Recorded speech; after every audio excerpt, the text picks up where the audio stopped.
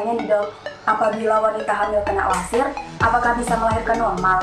Dan jika melahirkan normal, efek sampingnya apa ya dok? Terima kasih.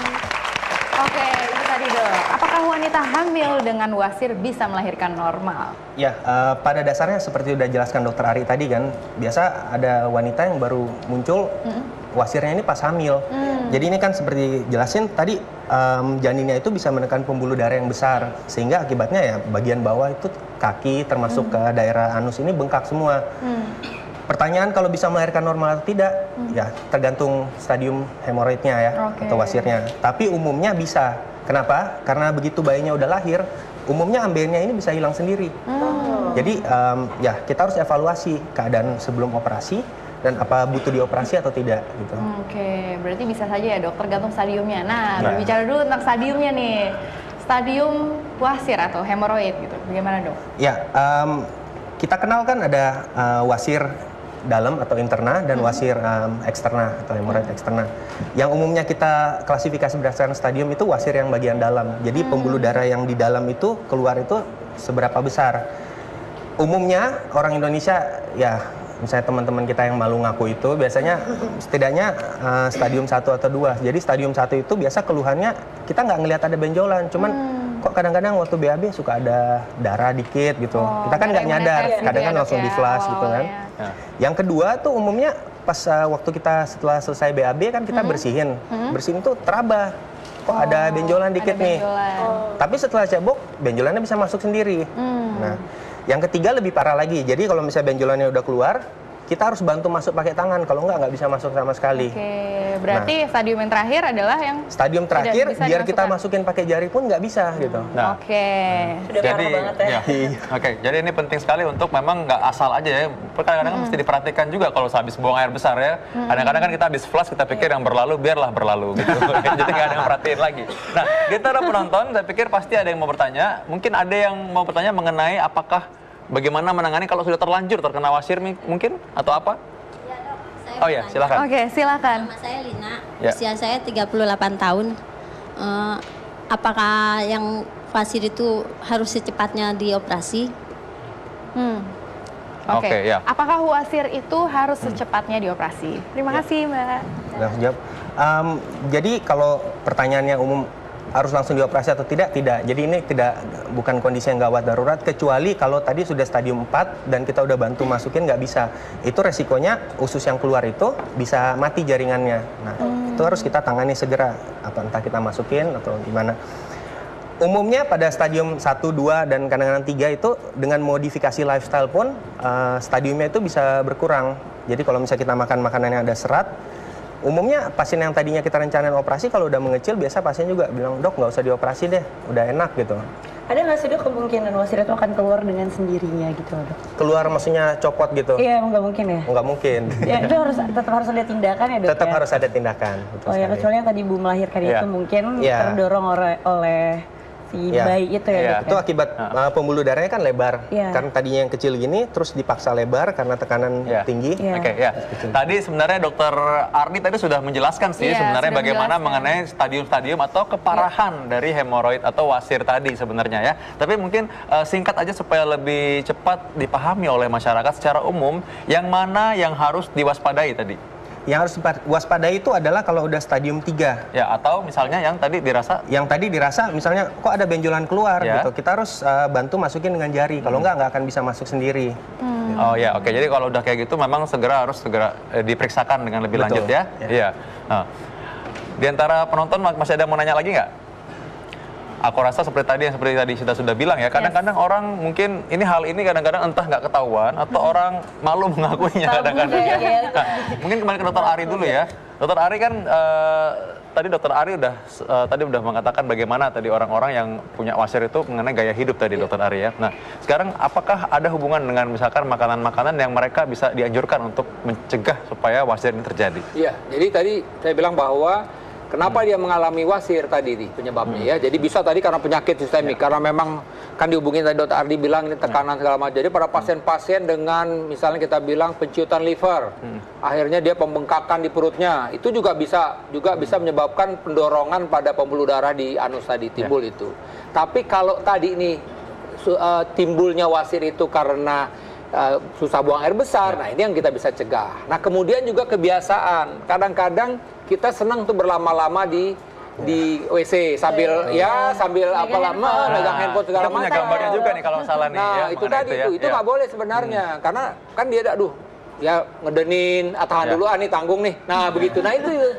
Jadi kalau kita memang buang air besar, ngeden udah lepasin aja. Jangan lepaskan ya, Dok. Fokus. Jadi benar kalau mau buang air besar tuh niatnya benar-benar buang air besar. Jangan bawa yang macam-macam. Nanti akhirnya ininya nggak keluar, ini juga belum selesai ya udah. Nggak ada jadi penyakit ya, Dok. Asal itu dibuang pada tempatnya. Oke. Nah, tadi mengenai apa saja yang dioperasi. Sering kali orang-orang itu takut operasi. Jujur saja memang sebagian besar orang mengalami kalau dibilang, "Oh, ini harus operasi," takut. Dokter aja kadang takut juga dioperasi. Nah, tapi kita perlu memberikan pengertian kepada masyarakat, Dr. Ardi, sebenarnya apa sih yang dioperasi? Bisa kita lihat ke gambar ya? Boleh. Yuk.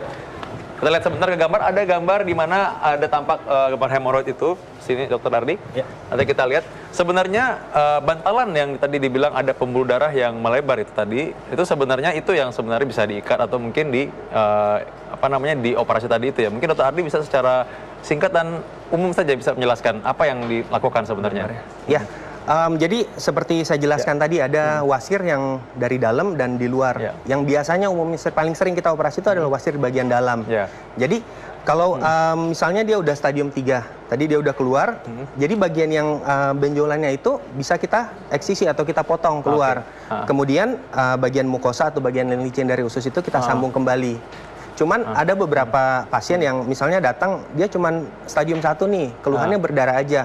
Nah, itu bukan kandidat yang cocok untuk operasi. Jadi itu hanya kita klip aja cukup gitu. Coba cara ini ya. Nah, contohnya ini adalah hemoroid atau wasir yang eksterna dan ini adalah interna.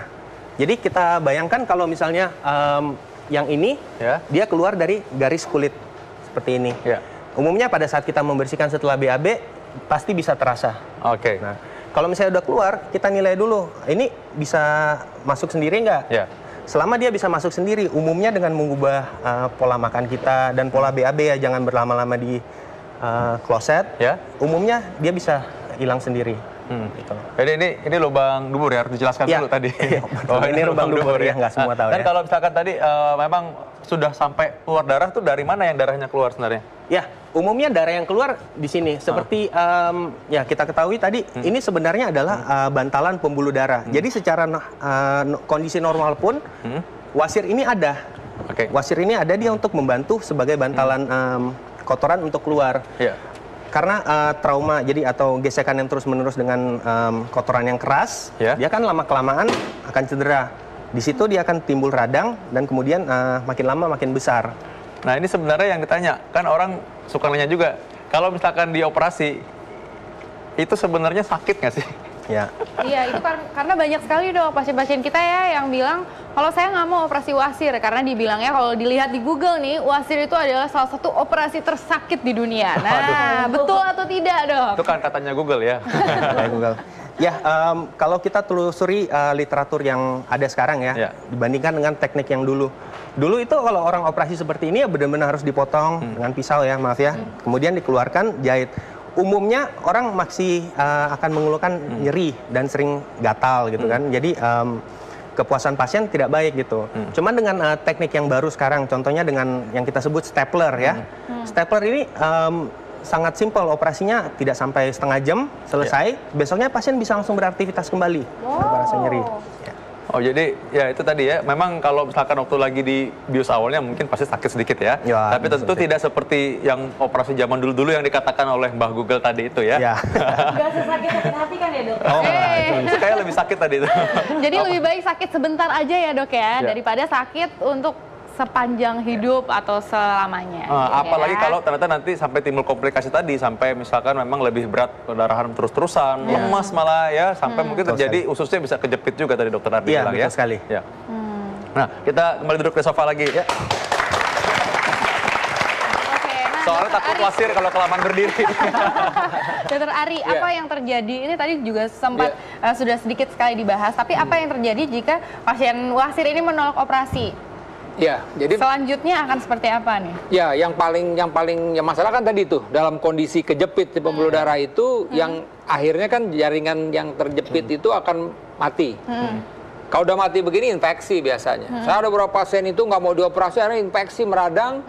Tetap akhirnya kasih antibiotik, ujung-ujung mesti dioperasi juga karena nggak mungkin dia gitu ya. Jadi tapi memang tadi itu masih ada yang kalau kebetulan memang sebenarnya belum sampai grade 4, masih grade 3 itu masih ada harapan. Tapi kalau udah grade 4 udah deh. Dan itu sakitnya minta ampun loh. Terjepit begitu. Ini saya memang nggak pernah ngerasain, tapi saya bisa lihat ekspresi pasien bagaimana kalau dia kesakitan begitu gitu ya. Jadi terpaksa kita harus ngasih obat penghilang rasa sakit. Biasanya kalau udah sakit gitu, gimana Pak mau dioperasi? Nyerah dok, saya operasi gitu biasanya. UUD ya dok, ujung-ujungnya dioperasi. Dioperasi. Biasanya kalau masih belum sakit dia masih nawar. Tapi kalau udah kesakitan, udah segala macam, angkat tangan dia. Daripada seterusnya. Iya, nggak nyaman. Belum lagi infeksi. Kalau udah infeksi udah tambah susah. Dokter bedah juga kalau operasi lebih susah ya dokter Ardi ya kalau udah sampai infeksi begitu. Nah, sebenarnya sudah cukup mengerikan seperti gambaran mengenai orang kalau wasir ini berlanjut. Nah, kita bisa lihat sekarang bagaimana cara kebiasaan yang betul yang tadi selalu disebut-sebut oleh dokter Ari. Kalau kita misalkan buang air besar, yang seperti apa ya posisinya seperti ini ya. Jadi ada posisinya juga ternyata yang benar gimana. Coba lihat di sini ya. Caranya. Oh my god. Ya. Jadi sudutnya membentuk 35 derajat kira-kira ya, nggak perlu diukur banget sih sebenarnya ya. Kira-kira aja. Jadi di bawahnya ada tatakannya. Jadi kalau kita duduk ada tatakan di bawah supaya membentuk sudut seperti ini. Ini dokter Ari mungkin bisa bantu menjelaskan kenapa mesti seperti ini, Dok. Ya, jadi mungkin saya aja ke depan ya. Bahwa sebenarnya memang ada otot ya yang membuat otot di bagian bawah itu yang kalau posisi duduk begini dia tidak dalam keadaan lurus. Tapi kalau yang normal itu memang kita BAB kita tuh jongkok. Kalau kita jongkok begini itu jadi lurus. Jadi langsung gampang banget keluarnya. Jadi lebih lancar ya duduk gini ya. Nah, sekarang ya dok, zaman sekarang kan susah nyari WC jongkok ya kan. Akhirnya kita pakai WC duduk. Nah, kita akalin aja sehingga posisinya seolah kita ini nggak ada ininya sih ya. Kalau ada beneran saya bisa contoh ini. Tapi kira-kira lah ya. Gitu ya, Dok? Kira-kira gini ya. Nah, kira-kira ini begini, ininya di maju sedikit akhirnya. Nah, intinya adalah poros tadi itu, otot tadi itu jadi lurus sehingga lek gampang. Tujuannya adalah dengan kita merubah posisi, buang air besar itu lebih gampang. Sebenarnya gini, coba deh, kita juga bisa belajar kok, latih gitu ya. BAB normal, tapi coba cari posisi tertentu yang kok gampang banget. Nah di situ, di posisi gampang itulah sebenarnya posisi yang benar. Posisi wena. Ya, jadi besok pagi ibu-ibu yang di sini cobain deh kalau nggak percaya. Iya, benar. Oke, jadi ini sebenarnya karena tadi berhubungan sama tadi saluran dan otot tadi itu ya. Benar. Jadi kalau misalkan berhubungan dengan ini juga, kadang-kadang tadi orang cenderung mengejan ya kalau misalkan. Iya, betul. Ya, jadi sebenarnya begini, kalau posisi duduk begitu, tadi ada bahagian yang mesti belok dulu. Nah, kadang-kadang dengan belok begitu kita maksakan untuk mengejan. Nah, kalau prinsipnya kalau kita mengejan dan lama-lama mengejan itu juga memaksa si pembuluh darah itu keluar. Nah, jadi itu tadi salah satu resikonya kalau buang air besar jangan sampai mengejan lama. Bagaimana mensiasatinya? Tadi itu pada saat pagi-pagi misalnya pagi bangun minum 2 gelas air hangat. Pada saat ngajakin udah jangan ditawar-tawar lagi, langsung ke belakang gitu loh. Nah, ini kadang-kadang bukan karena gini. Kalau kita misalnya nggak kita paksain keluar itu bisa lupa dia, bisa hilang lagi. Karena itu ada panggilan alamnya sebenarnya ya. Gitu, lupa lagi, nahan lagi kan akhirnya udah lewat 1 hari, lewat 2 hari, lama-lama udah akhirnya kita termasuk orang yang nggak bisa buang air besar. Nah, satu lagi nih sebenarnya yang sering orang juga lupakan adalah bahwa kita punya irama sebenarnya ya, irama bioritma ya. Jadi memang ada waktunya tiap pagi itu sudah dipanggil tadi itu panggilan alam. Nah, seringkali kadang orang mungkin karena buru-buru atau mungkin waktu kerja yang tidak teratur sehingga mereka melewatkan panggilan alam tadi. Nah, sekarang mungkin gimana tipsnya gimana dokter? Ya, kalau saya sih biasanya begini, pagi-pagi ya bangun tidur. Ya tentu kalau yang muslim sholat dulu ya kan, udah gitu minum air hangat 2 gelas, gerak-gerak sedikit ya, akan ada panggilan itu. Merasa kita bilang kolik ya, ada rasa mules. Nah pada saat rasa mules silakan. Tapi memang ada beberapa orang karena udah tadi itu udah kepikiran nih sibuk lupa. Tapi ingat nanti pas lagi sampai di kantor mesti buang air besar. Karena kalau kita lewatkan 1 hari, akhirnya tubuh kita itu, usus kita tuh jadi terlatih untuk tidak buang air besar setiap hari. Sebenarnya ini perlu latihan ya, untuk anak-anak pun juga dilatih, makanya kan suka ada di di supermarket tuh dijual untuk latihan tuh tujuannya ke situ. Jadi anak-anak tuh dilatih buang air besar setiap hari. Kalau udah teratur buang air besar itu gedenya juga gampang gitu loh. Nah itu hal yang penting memang. Jadi Simple sebenarnya buang air besar, tapi ternyata harus dilatih. Nah, berarti hal hidup sehat itu diawali dari hal-hal yang sederhana. Juga tentunya dengan makan makanan yang sehat, ya, dengan orang makan sayur, teratur dan makan buah supaya banyak serat dan lancar, ya. Mungkin Dr. Arlin bisa tambahkan, Dr. Arlin. Oke, nah terakhir mungkin kita butuh tips dari spesialis bedahnya nih, dari Dr. Ardi. Silakan, Dok.